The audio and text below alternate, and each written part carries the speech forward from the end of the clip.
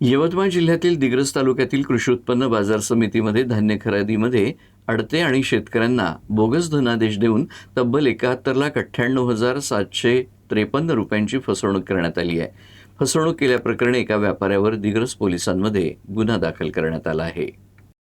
जगदेवराव शिंदे यांनी दिलेल्या फिर्यादीनुसार ते बाजार समितीत अधिकृत अडते म्हणून कार्यरत आहे. त्यांनी श्रीकांत शिंदे, फुलसिंग राठोड आणि इतर सहकाऱ्यांसह शेतकऱ्यांकडून आलेले सोयाबीन व इतर धान्य लिलाव प्रक्रियेद्वारे अधिकृत व्यापारी अमोल उपलेंचवार याला विकलं होतं. व्यवहाराच्या पद्धतीनुसार अडत्यांनी शेतकऱ्यांना आगाऊ रक्कम अदा केली होती. त्यानंतर व्यापाऱ्यानं 10 ते 15 दिवसांच्या आत अडत्यांना रक्कम देणं अपेक्षित होतं.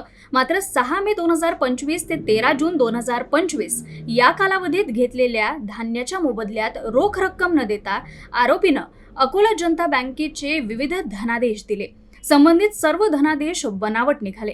या प्रकरणात जगदेवराव शिंदे यांच्यासह श्रीकांत शिंदे, फुलसिंग राठोड, विनोद पद्मावार, रणजित चव्हाण, अरविंद चव्हाण आणि सुरेश राठोड यांची लाखो रुपयांची फसवणूक झाल्याची तक्रार आहे.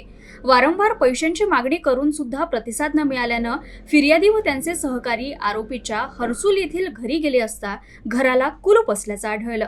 आपली फसवणूक झाल्याचं लक्षात येताच अडत्यांनी दिग्रस पोलीस ठाण्यात तक्रार दाखल केली. त्यावरून पोलिसांनी संबंधित व्यापाऱ्याविरुद्ध गुन्हा नोंदवून पुढील तपास सुरू केलाय.